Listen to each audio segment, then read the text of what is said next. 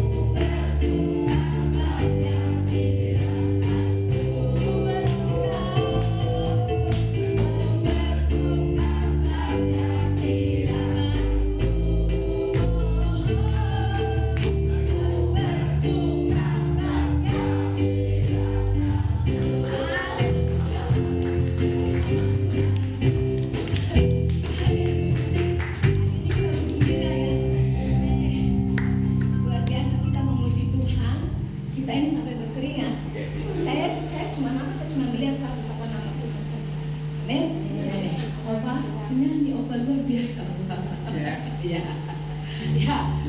Kita akan lanjutkan pujian lagi nih. Katakan memasuki gerbangnya dengan hati bersuka. Ari, saya mengundang lagi ibu bapak kita dengan hati bersuka. Ya, sama kemudian ada bersuka banget ini.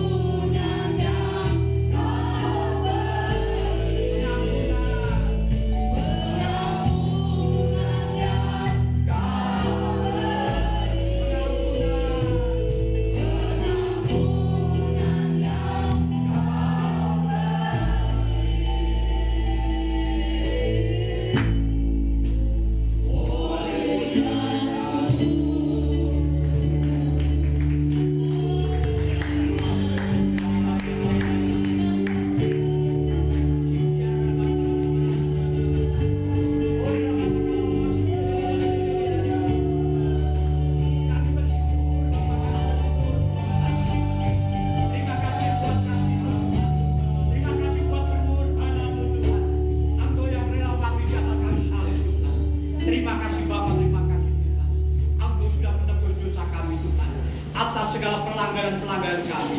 Mungkin atas dosa-dosa di setiap kami Tuhan. Kami bersyukur Tuhan untuk firman-Mu Tuhan. Yang akan sore ini kita bersama-sama akan belajar Tuhan. Terima kasih Bapa, kami bersyukur Kau urapi setiap kami jemaat-Mu Tuhan. Terlebih-lebih Tuhan, kami yang tidak ada artinya apapun Tuhan, sembunyikan kami di balik hal-Mu Tuhan. Makasih Bapa, kami bersyukur. Biarlah apa yang Engkau kerjakan, apa yang Engkau mau, bahkan Engkau yang Kau sampaikan tentang ini Tuhan. Kami percaya biar Kau urapi kami, Kau penuhi kami dengan kuasa-Mu Tuhan, sehingga kami bisa menangkap apa maksud Tuhan dan apa yang Engkau nyatakan tentang ini bagi setiap kami umat-Mu Tuhan. Terima kasih Bapa, urapi jemaat-Mu, urapi setiap kami Tuhan. Jadikan kami tanah-tanah yang subur, yang siap kita beri firman-Mu, sehingga benih itu akan bertumbuh, berbuah, dan menjadi berkat. Pakai setiap kami Tuhan, untuk menjadi alat-Mu, bagi kemuliaan bagi Tuhan. Segala pujian, hormat, dan kemuliaan hanya bagi Engkau, Allah yang hidup dan kami sembah, di dalam nama Tuhan Yesus Kristus. Mari kita sama-sama katakan, amin. Haleluya, haleluya. Saudaraku yang dikasihi Tuhan, untuk firman sore ini kami beri judul adalah rahasia di balik tulisan. Bapak Ibu Saudara yang dikasihi Tuhan, apa yang dilakukan Tuhan Yesus ketika Dia menulis kita? Dan saat ini tidak ada satupun para hamba Tuhan, bahkan pengkhotbah, yang tidak tahu apa sebetulnya yang Tuhan Yesus tulis di tanah. Ketika ada seorang wanita yang didapati berbuat zina. Bapak Ibu Saudara yang dikasihi Tuhan, di dalam hukum di masa lalu atau pengadilan di masa lalu, maka ketika ada orang yang bersalah atau berdosa, maka dia bawa kepada seorang imam. Dan imam itu ada di pelataran bait. Mengapa imam itu tidak ada di dalam gedung, tapi mengapa justru ada di luar pelataran bait?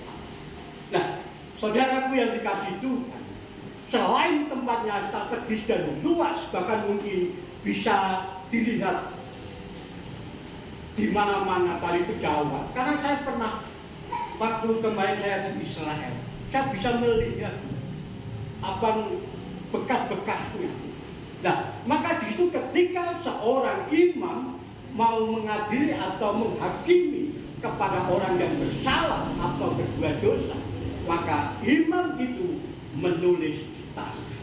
Saudara yang dikasihi itu, 10 tahun yang lalu saya pernah datang di dalam pengadilan negeri karena keponakan saya mau menikah, dan keponakan saya perempuan masih berumur 17 tahun dan calon suaminya juga 17 tahun.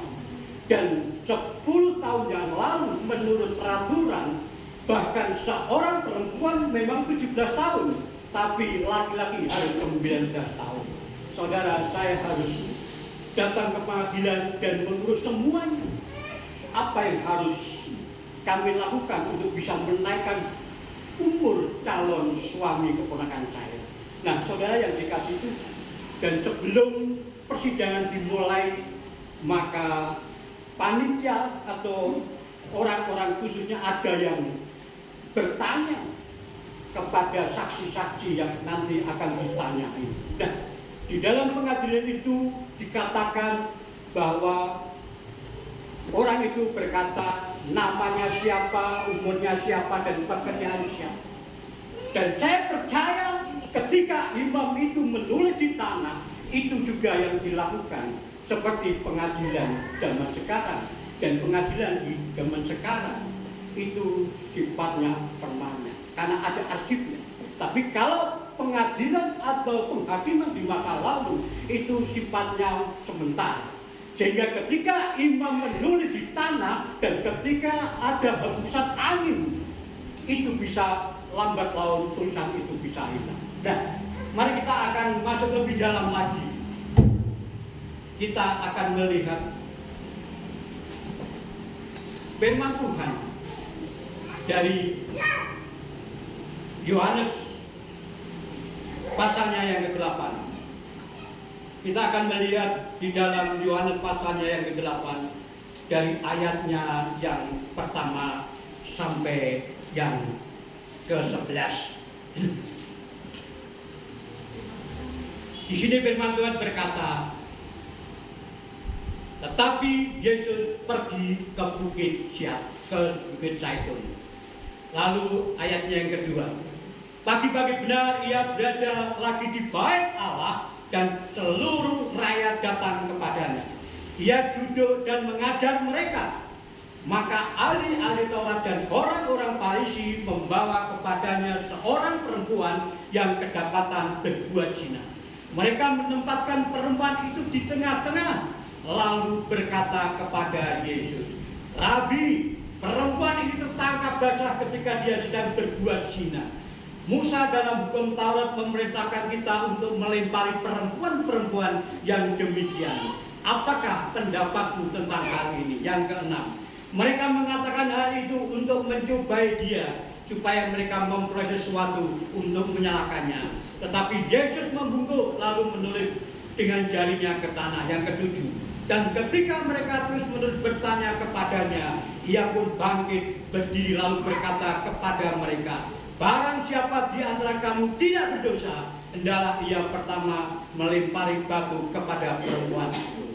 Lalu dalam ayatnya yang ke-8, lalu ia membungkuk pula dan menulis di tanah. Tetapi setelah mereka mendengar perkataan itu, pergilah mereka seorang demi seorang, mulai dari yang tertua. Akhirnya tinggallah Yesus seorang diri dengan perempuan itu yang tetap di tempatnya. 10. Lalu Yesus bangkit berdiri dan berkata kepadanya, hai perempuan, di manakah mereka? Tidak adakah seorang yang mengguguk engkau? 11. Jawabnya, tidak ada Tuhan. Lalu kata Yesus, aku pun tidak mengguguk engkau. Pergilah, jangan berbuat dosa lagi sampai sekarang. Saudara yang dikasihi Tuhan, ketika saya mau pelajari kisah ini, bahkan saya baca berulang-ulang kali di dalam ayatnya yang kedua sampai yang kelima, karena di sini menemukan bahwa ini sesuatu yang tidak benar, ini sesuatu yang direkayasa, gitu. Maka saya berulang sampai 3-4 kali. Saya ingin tahu apa sebetulnya makna dari kisah ini, Bapak Ibu Saudara yang dikasihi Tuhan. Nah, rupanya ini adalah suatu rekayasa seorang Taurat dan orang-orang Farisi. Mereka sengaja supaya Yesus bisa disalahkan. Saudara yang dikasihi Tuhan, seharusnya orang-orang Farisi dan ahli-ahli Taurat itu harusnya merajam sendiri dengan batu, karena mereka banyak pengikutnya dan siap dengan batu.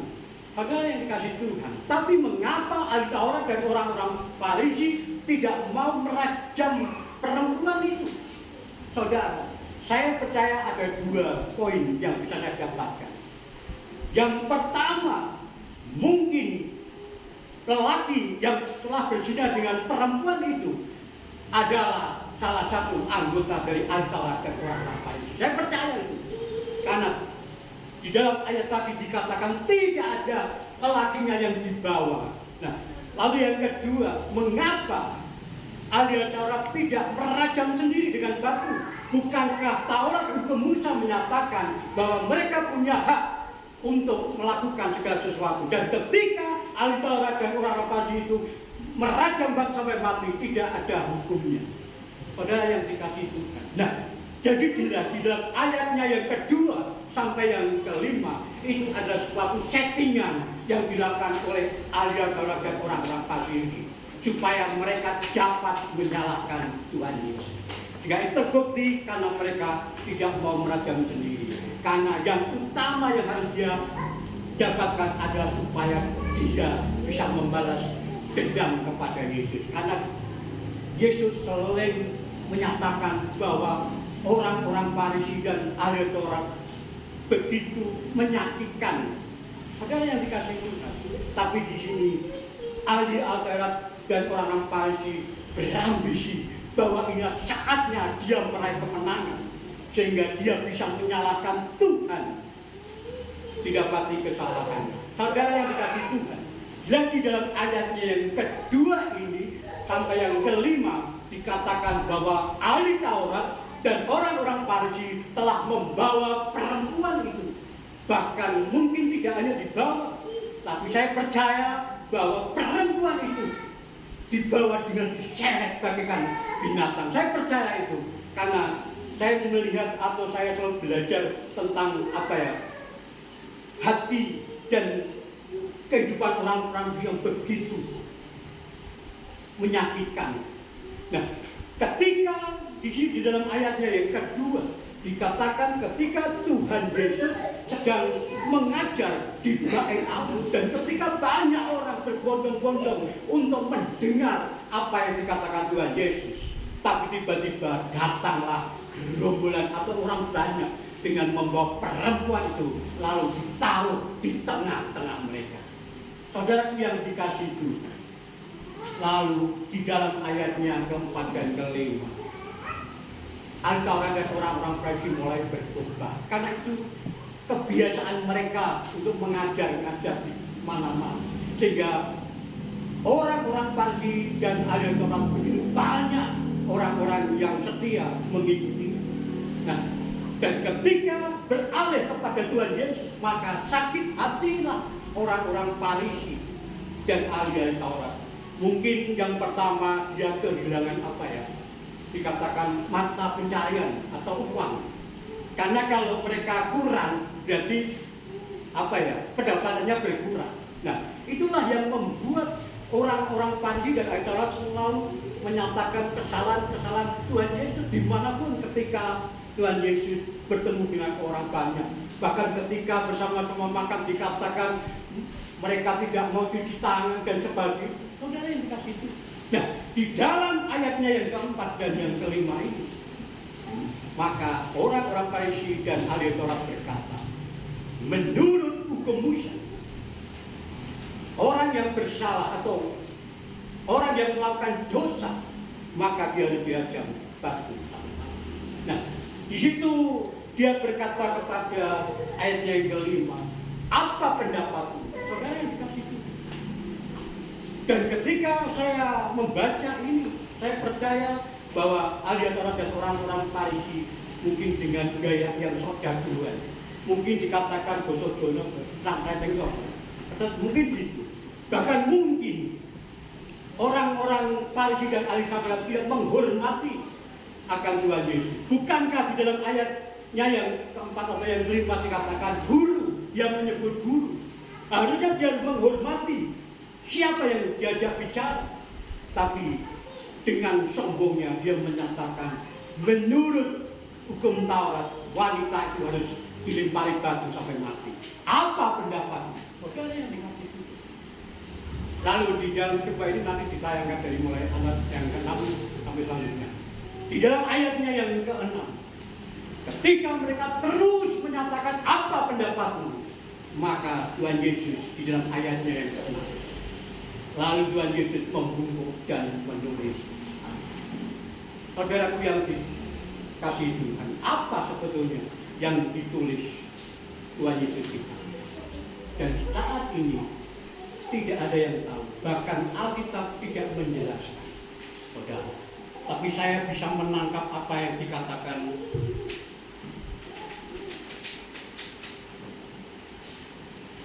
bahkan yang ditulis Tuhan Yesus di tanah. Coba tayangkan di dalam Matius 23 ayat 27. Itu mungkin kalau tidak salah, dan itu bisa paling tidak mengetahui walaupun tidak pas.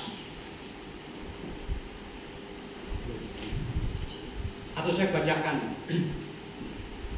Celakalah kamu, hai ahli Taurat dan orang-orang Farisi, hai kamu orang-orang munafik, sebab kamu sama seperti kuburan yang dilapur putih, yang sebelah luarnya memang bersih tampaknya, tetapi sebelah dalamnya penuh dengan tulang-tulang dan berbagai jenis kotoran.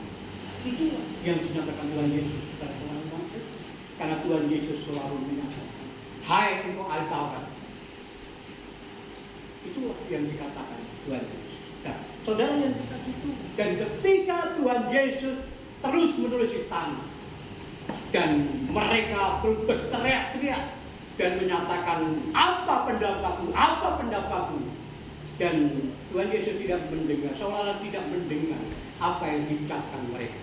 Tapi mungkin waktu itu Tuhan Yesus melukis, ya bukan menulis, mungkin menulis sesuatu untuk sengaja mengulur waktu. Saudara yang dikasihi itu, lalu di dalam ayatnya yang ke-7, Tuhan Yesus bangkit dan berkata, tolong bayangkan ayat yang ke-7 dari Yohanes tadi, Yohanes 8.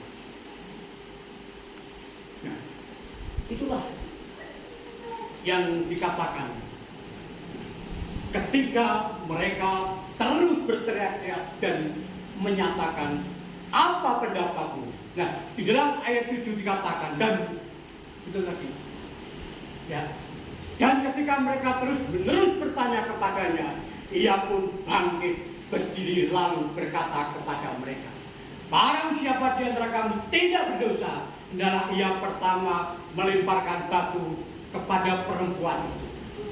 Saudara yang dikasihi, saya percaya ketika Tuhan Yesus berkata, siapa di antara kamu yang tidak berdosa? Saya percaya bahwa semua orang telah jatuh dalam dosa. Maka Tuhan Yesus datang ke muka bumi ini. Karena apa? Aku datang bukan untuk mencari orang benar. Memang di muka bumi tidak ada orang yang benar. Tapi orang-orang yang berdosa supaya mereka berdosa. Nah, saya percaya ketika Tuhan Yesus berkata demikian, maka mulailah hati para imam dan orang-orang ini mulai ada apa ya? Ada gejolak, ada sesuatu yang mungkin sudah tidak bisa apa ya? Menenangkan diri saat itu. Lalu di dalam ayatnya yang ke-8, Mas, lalu yang membungkuk pula dan menulis di tanah. Lalu naik lagi 9. Tetapi setelah mereka mendengar perkataan itu, pergilah mereka seorang demi seorang. Mulai dari yang tertua, akhirnya tinggallah Yesus seorang diri dengan perempuan yang tetap di tempatnya. Saudaraku yang dikasihi Tuhan, lalu di dalam ayat itu dikatakan ketika Tuhan Yesus menyatakan bahwa tidak ada seorang pun yang berdosa, maka ketika ahli-ahli Taurat dan orang-orang Farisi, ketika dia menyatakan bahwa apa yang Tuhan Yesus tulis di tanah, karena dia menyadari bahwa itu yang ada di dalam kehidupan orang-orang ahli Taurat dan orang-orang Farisi. Lalu di dalam ayatnya yang ke-8 ya betul, ayatnya yang ke-8.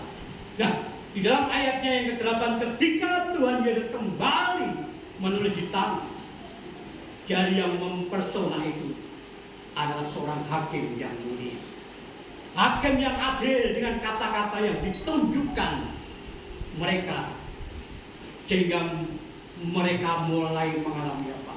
Mulai bergetar, ketakutan, mulai rasa cemas apa yang dia alami, dan dia mulai apa ya?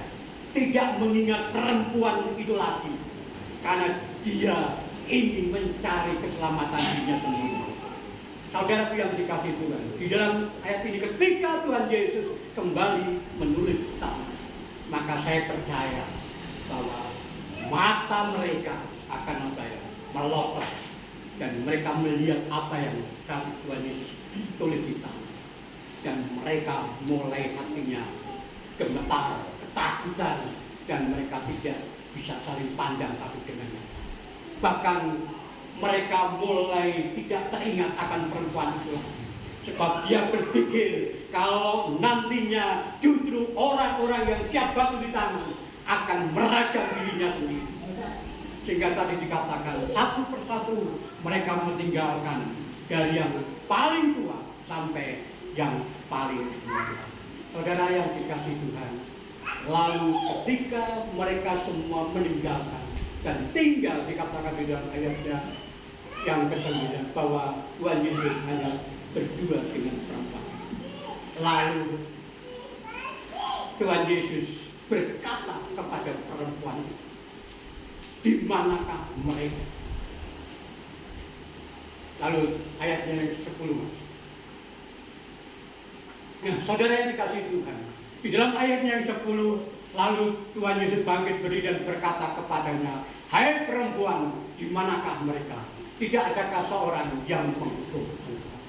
Saudara yang dikasihi Tuhan. Nah, di dalam ayatnya yang ke-11, apa yang dikatakan oleh perempuan itu? Walaupun mungkin perempuan itu menuduh dan dia tidak tahu kalau mereka sudah meninggal, tapi saya percaya di dalam hati sendiri, ketika Tuhan Yesus di dalam ayatnya yang ke-7 dikatakan tadi, siapa di antara mereka yang tidak berdosa?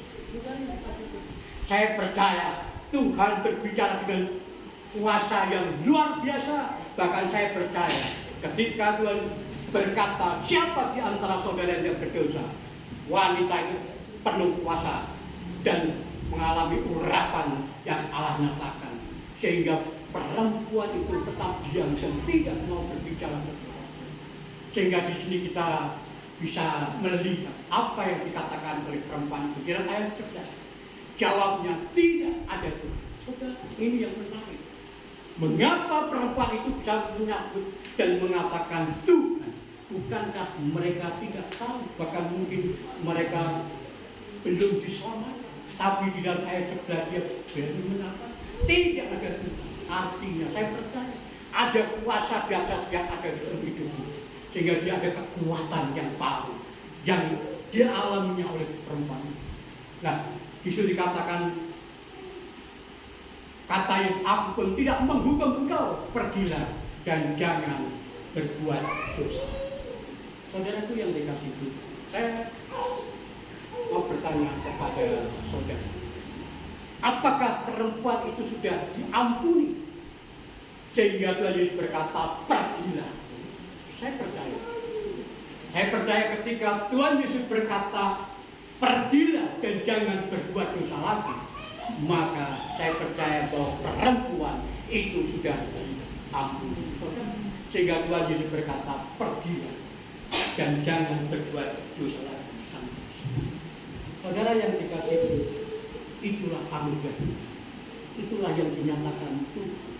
Bahkan apa yang sudah Allah berikan kepada kita, ketika kita sudah dinyatakan dengan pengorbanan Tuhan Yesus secara keselamatan, karya keselamatan yang sudah Allah berikan kepada saya dan saudara, itulah anugerah yang terbesar atas kehidupan kita. Karena Allah sudah mengampuni segala dosa-dosa kita. Bahkan dikatakan bahwa Allah tidak mengingat lagi atas segala pelanggaran-pelanggaran yang dinyanyikan padanya. Karena apa? Yang tertulis di dalam 1 Yohanes 1 ayat 9, bukan 1 Yohanes 1 ayatnya yang ke-9, dikatakan dari barat timur. Yohanes 1 ayat 9, 1 Yohanes.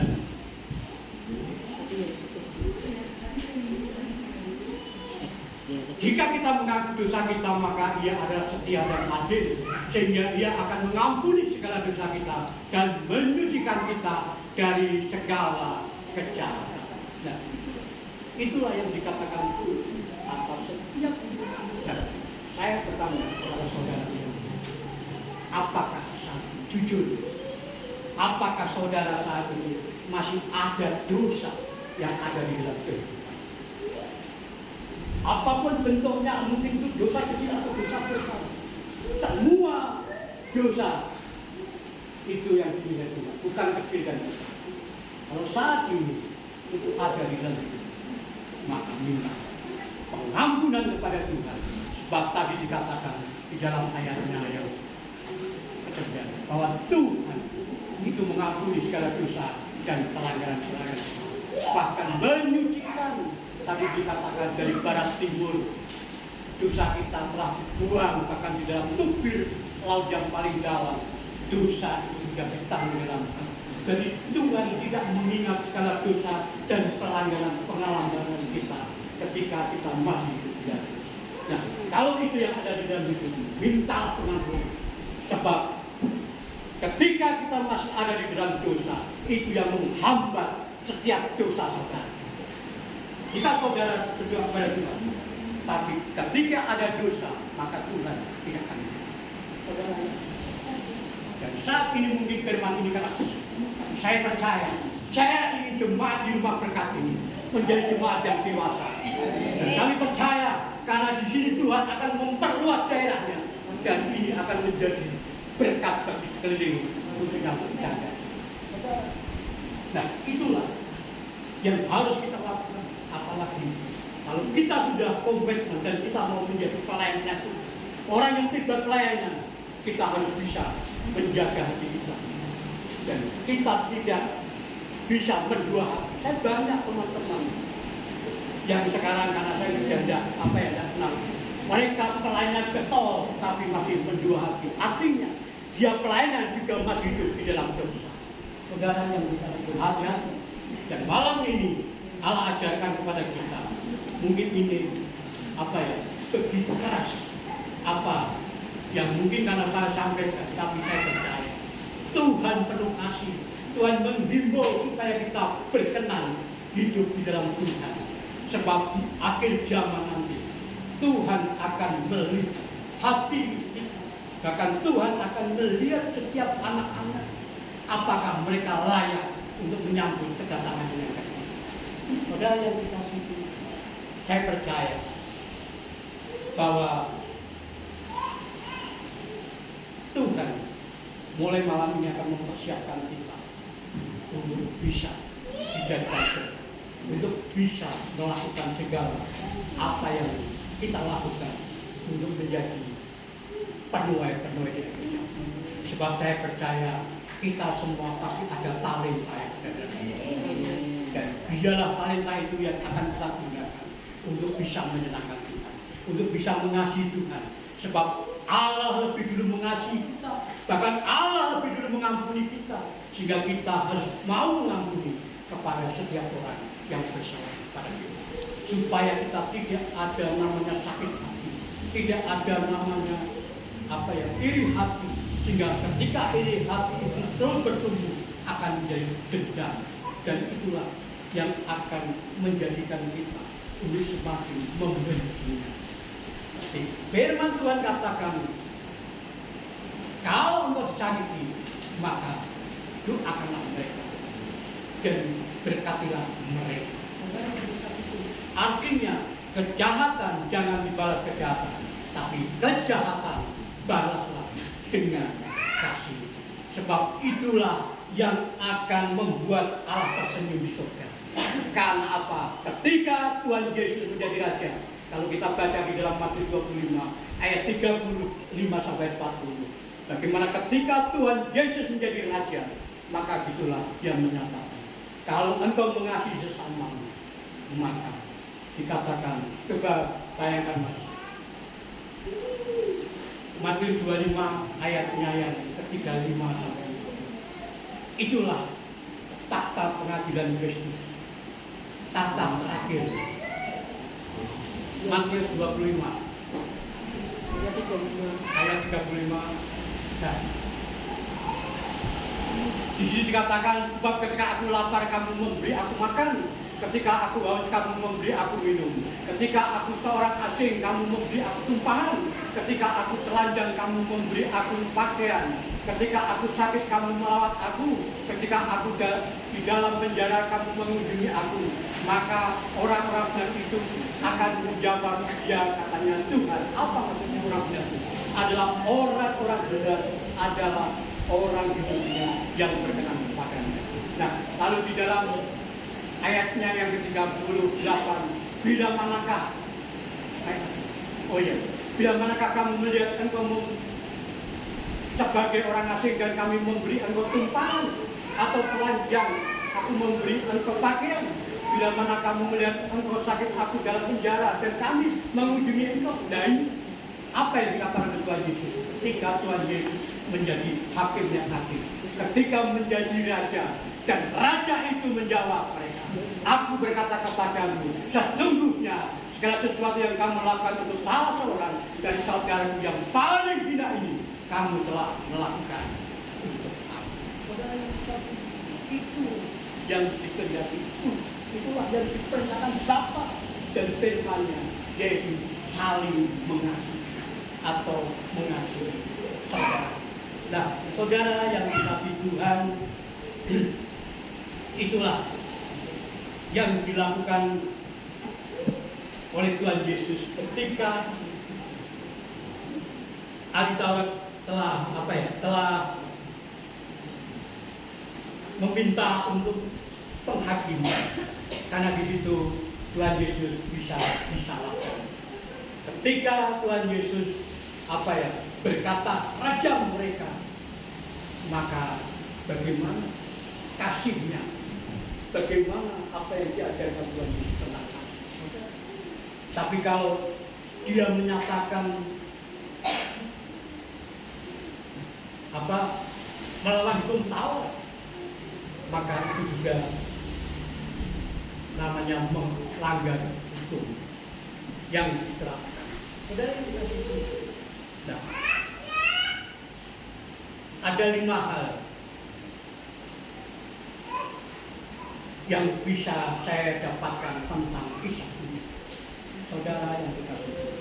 Dan saya akan kita ke belakang dulu. Mungkin saudara bertanya, siapa wanita? Dan saya melihat ke belakang dari kisah perempuan itu. Dia adalah seorang wanita yang bernama Maria Magdalena. Saudara yang dikasihi Tuhan, siapa Maria Magdalena? Kalau kita melihat di dalam Lukas pasal 8 ayat 2, bahwa dia telah disembuhkan. Coba Mas, Lukas 8 ayat 2.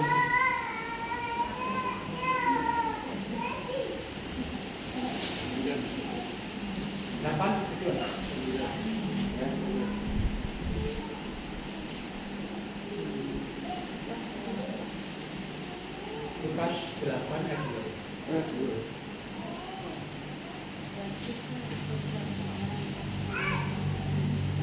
Nah ini.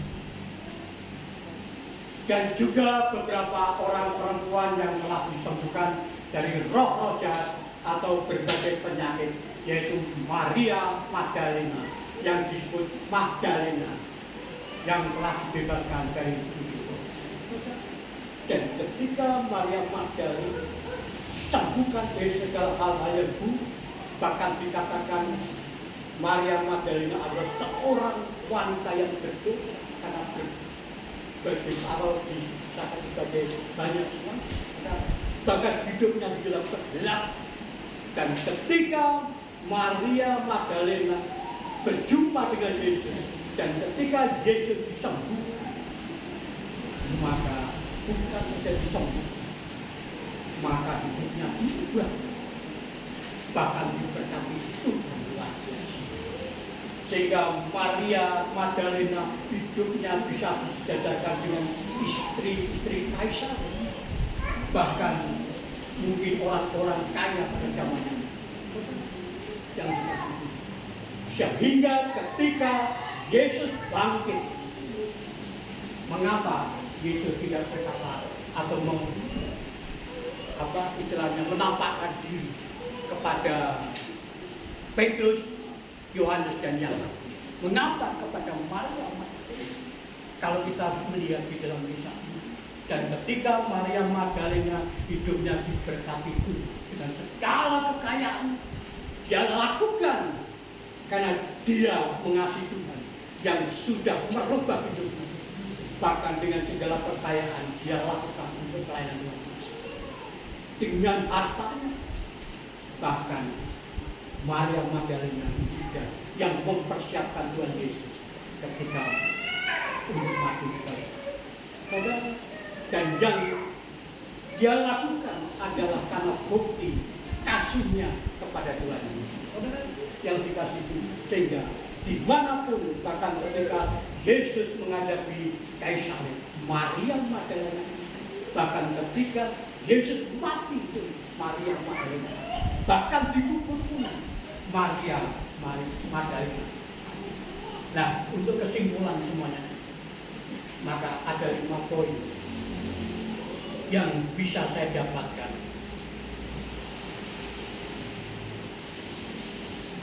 Lalu apakah perempuan yang kedapatan berbunga zina itu peroleh pengampunan? Saya katakan iya. dan perempuan itu telah memperoleh pengampunan. Dan 5 hal ini yang bisa saya dapatkan. Yang pertama, karena perempuan itu percaya kepada Yesus yang akan menyelamatkannya. Terbukti perempuan itu tidak berusaha membela diri dan diam dan berserah. Itu yang pertama. Lalu poin yang kedua, perempuan itu bersandar dan berlindung kepada Tuhan Yesus, sebab dia tahu siapa Yesus sebenarnya.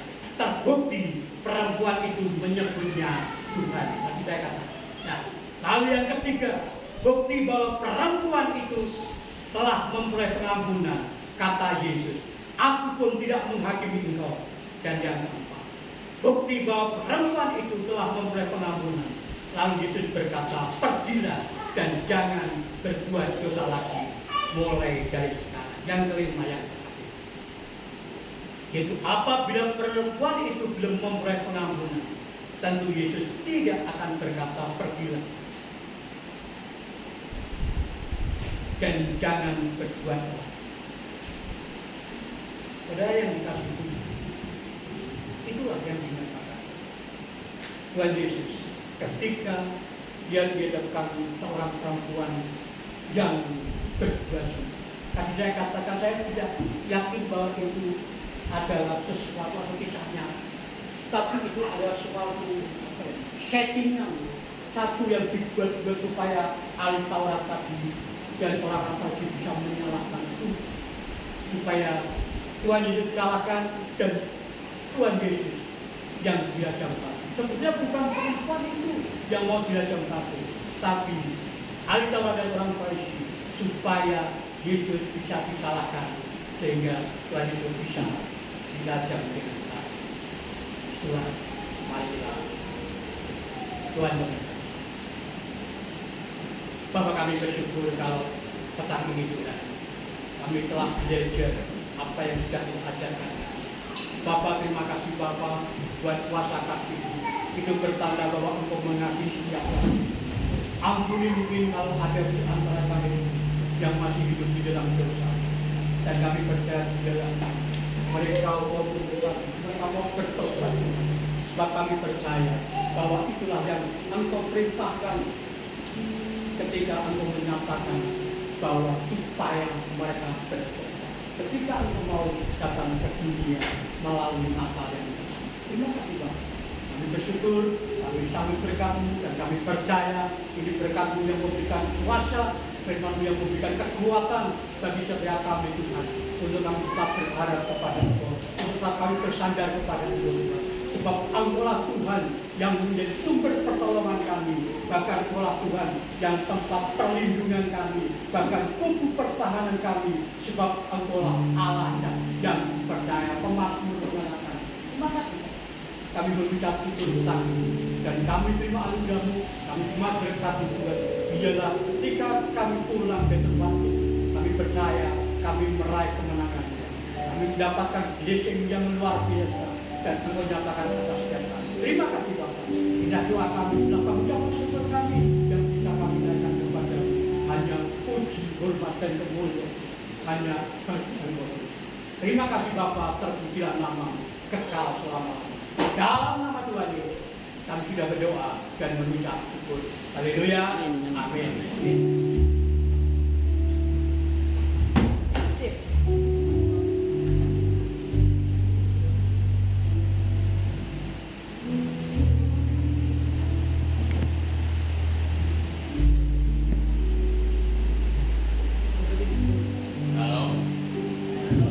Luar biasa firman-Nya. Tuhan kita orang yang berdosa, ya. Jadi saudara-saudara, kita harus setiap hari mengakui bisa kita. Tuhan Yesus anak Allah, aku orang yang berdosa, ampuni aku. Kita tiap hari berdosa. Kalau kita bisa mengekang lidah kita, menjaga hati kita, hidup kita akan berkenan pada Tuhan. Amin. Jaga hati, jaga lidah, berpikir yang positif. Itu Tuhan yang dikehendaki. Amin saudara. Ini pengumuman yang biasa, tapi ada yang pengumuman yang luar biasa. pengumuman yang biasa yaitu ibadah Sabtu jam 5, terus jemaat pres jam 6 ya. Kalau pres saya undang ibu-ibu, bapak-bapak, saudara, kita belajar firman, apa yang belum ngerti ditanyakan di dalam pres. Kalau ibadah ini kita hanya mendengarkan firman. Amin. Ya, kalau Selasa kita berdoa memuji Tuhan, hanya doa dan pujian. Amin. Yang ini yang luar biasa. Natal tetap Januari tanggal 6. Ya, di SMA mana tuh? 2 Meranggen. Ya, aulanya sudah dibayar. Ya, jadi tetap jam 6. Nanti Bapak Ibu punya teman siapa nanti kasih undangan sama saya Bapak Lukas. Ya, mau Bapak itu oh Pak saya undang 10 undangan kasih. Itu ya Pak. Dan seperti itu aja perlu diingat. Nanti ingat lagi kalau mau memberi persembahan di situ. Amin.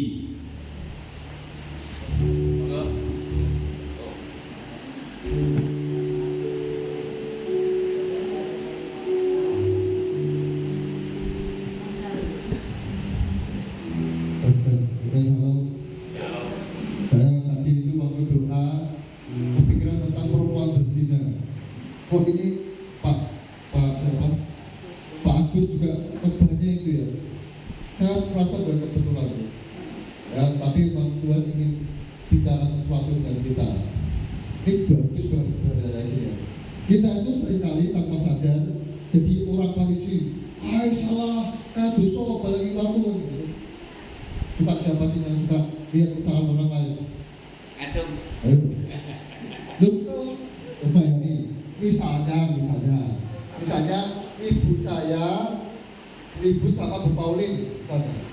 Terus sama ibu saya, ono foto Bu ada ribut sama Bu Pauline. Ibu saya langsung ngomong, Bu Pauline ini muka ini, itu enggak?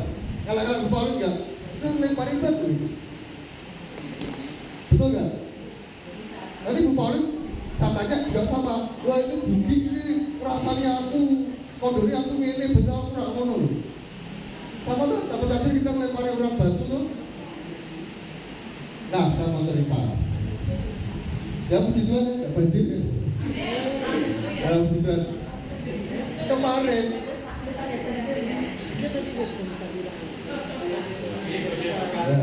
ya puji Tuhan. Oke ya. Oke ya. Oke,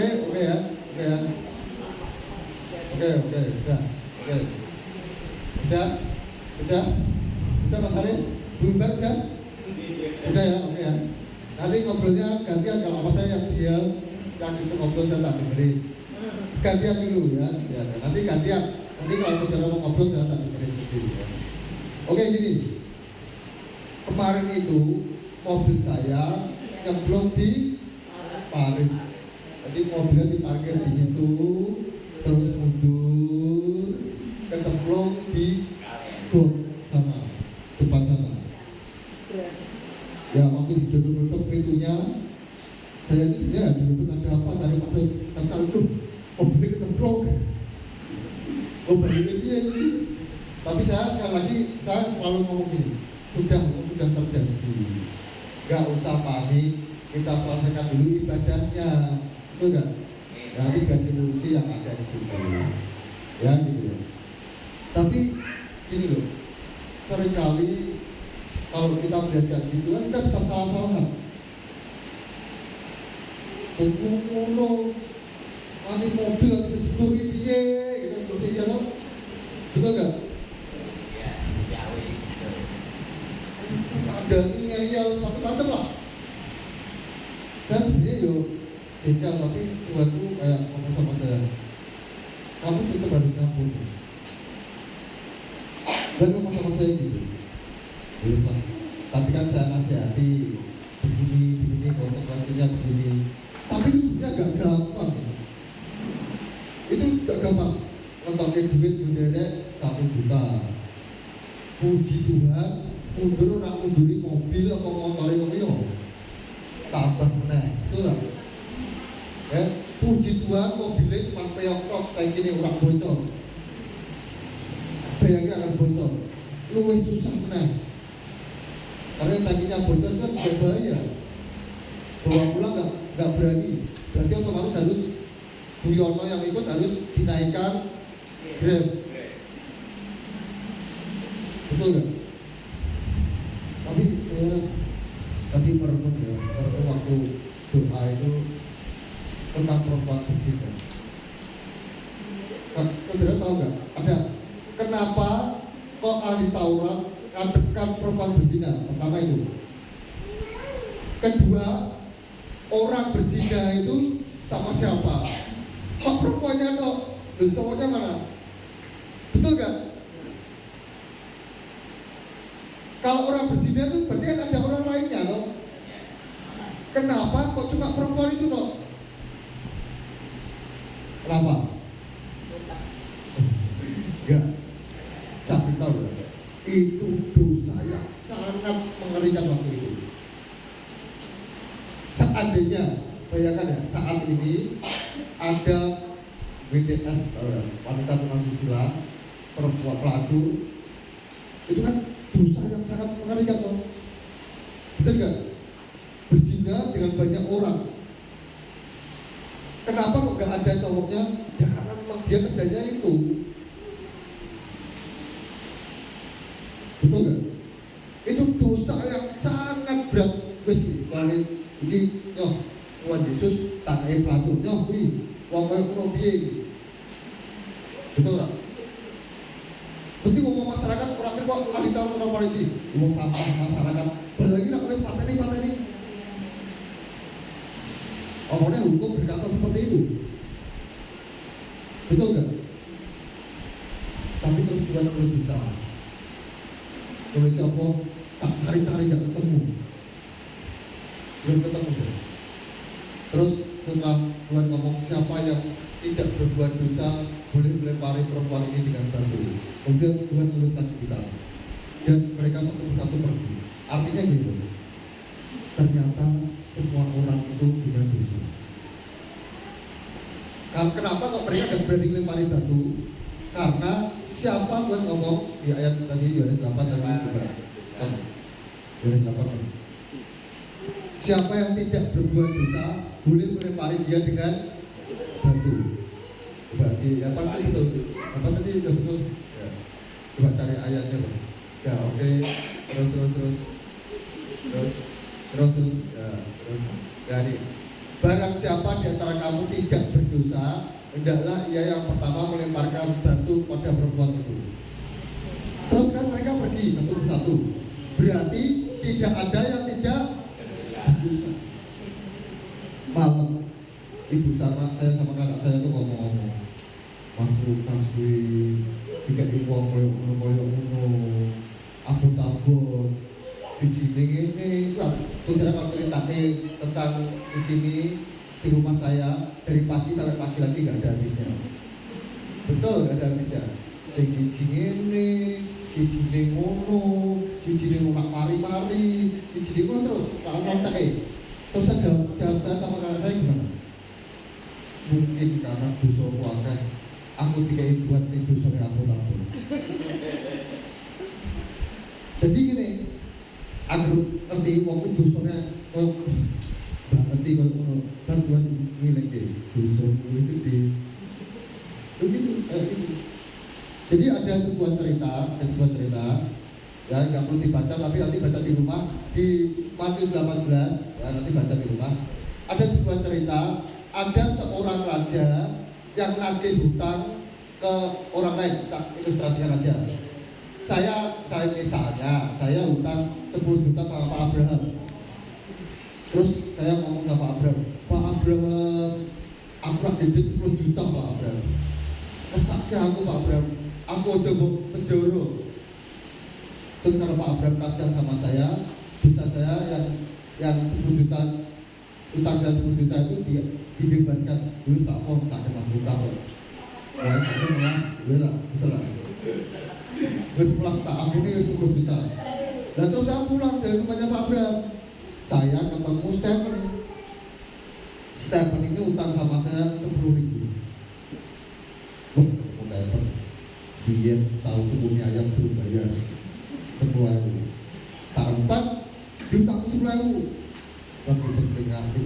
Mas, sorry mas, aku dikit mas, tenang.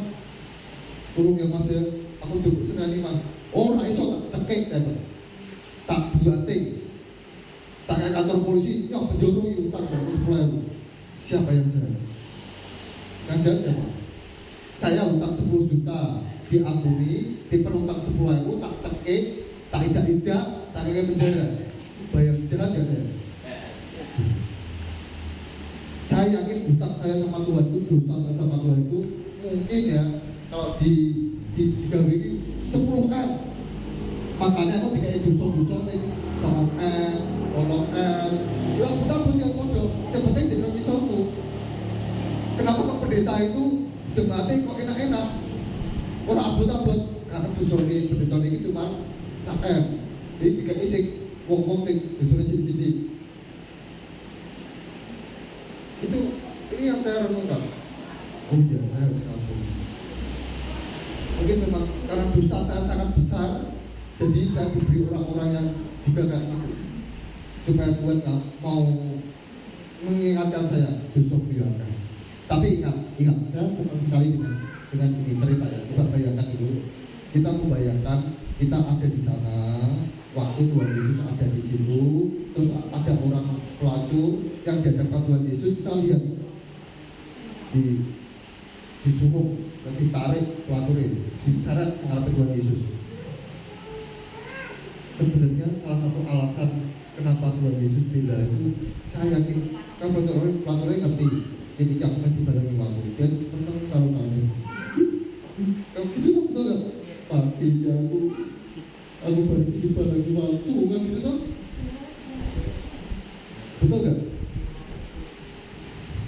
Nah, terus Tuhan ngomong gitu, terus gak ada yang lemparin batu. Tuhan ngomong gini, oh tidak ada yang menghukum kamu, oke pergi, tetapi jangan berbuat dosa lagi. Perhatikan, ini sangat penting. Kenapa kok Tuhan suka ngampuni orang? Itu sebenarnya yang diampuni itu orang yang menyesal, orang dosa lagi. Aku berzina, enggak gitu. Enggak gitu. Dengan bangga dosa, dia ngomongin, aku merokok, aku judi, badan Tuhan lagi deh. Apa kayak ngono? Betul gak? Tuhan ngomong jangan berbuat dosa lagi. Terus kamu menyesal, Tuhan tidak ada orang yang bersalah kepada kita. Terus kemudian berapa kali harus diampuni? Tapi kalau kita baca itu ada tulisan ini, kalau dia datang kepadamu, ampuni. Artinya ada penyesalan. Bertobat itu artinya menyesal dari dosa. Kalau tidak pernah menyesal dari dosa, setelah pergi pelacur lagi, mungkin ketahuan lagi Tuhan Yesus pas gak ada, dia dilempari batu aja sampai mati. Ya ingat ya, pertama kita harus tahu bahwa memang kita harus mengampuni sebesar apapun dosa orang, karena dosa kita mungkin lebih besar. Siapa di sini yang tidak pernah berbuat dosa? Siapa? Tuhan itu mengampuni dosamu sebesar apapun, seperti pelacur itu pun diampuni. Sadar nggak? Dosa saya itu lebih besar dari pelacur itu, diampuni. Saya percaya. Jadi kalau saudara di sini berdosa, percayalah, saudara sudah diampuni. Nah sekarang bagian kita juga harus. Saya kenapa kok Tuhan Yesus tidak tuliskan di tangan itu tulisannya apa? Kenapa kok tidak ada? Tulisannya tidak ada. Kenapa? Ojo seneng tulis salah wong. Rasa pengen ngerti salah wong. Rasa pengen ngerti dosane wong. Makanya Tuhan Yesus gak tulis. Wah, Tuhan Yesus tulis, ternyata Farisi ini koyong untung, enggak. Tuhan Yesus biarkan aja. Kita gak perlu tahu dosa orang lain, gak perlu tahu kesalahan orang, gak perlu ingat-ingat. Memang Tuhan Yesus juga gak tuliskan. Yang penting kalau dosa kita besar aja diampuni, kita juga harus mengampuni. Ya ingat ya itu ya. Ya. Oke. Ya, oke. Terima kasih. Dan ya saya kita ini tanggal 6 Januari mau ada acara Natal di aula SMA Negeri 2 Merangin.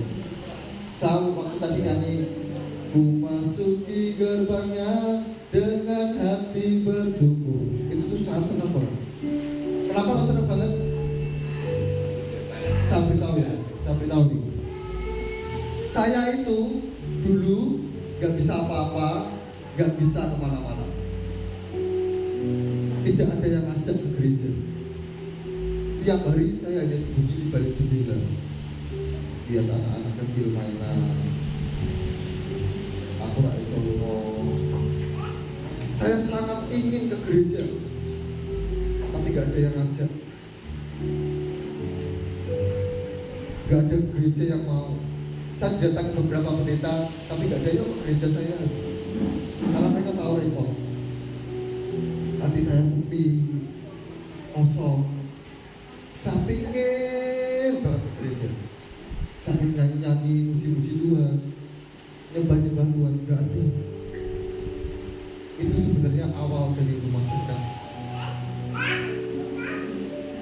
Saudara, Natal hari ini, coba ingat-ingat siapa saudara-saudara kita yang mungkin sulit ke gereja.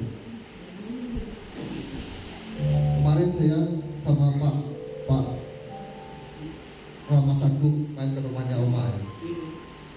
Saya ngomong sama Opa, datang ke gereja. Gak apa-apa, nanti dibantu daripada di rumah terus. Saya merasakan orang sepi-sepi yang di rumah pengen puji-pujian gak bisa. Ketika saya bisa puji-pujian, oh senangnya orang cari gereja. Saudara percaya, banyak orang-orang yang seperti itu. Mungkin karena dosa, mungkin karena keadaan. Kenapa kok saya gak suka persembahan dikelilingkan? Jangan sampai orang gak datang ke Tuhan karena gak bisa ngasih persembahan. Saya gak suka. Mungkin ini pertentangan dengan pendeta-pendeta, gak apa-apa. Saya juga bukan pendeta. Tapi saya ingin orang terus bisa datang ke Tuhan, puji-puji Tuhan, gak cuma di rumah, diam di balik jendela, gak ada yang ngajak ke gereja. Ya, mulai sekarang coba pikir siapa orang-orang yang terhilang, yang lama gak bisa datang ke Tuhan.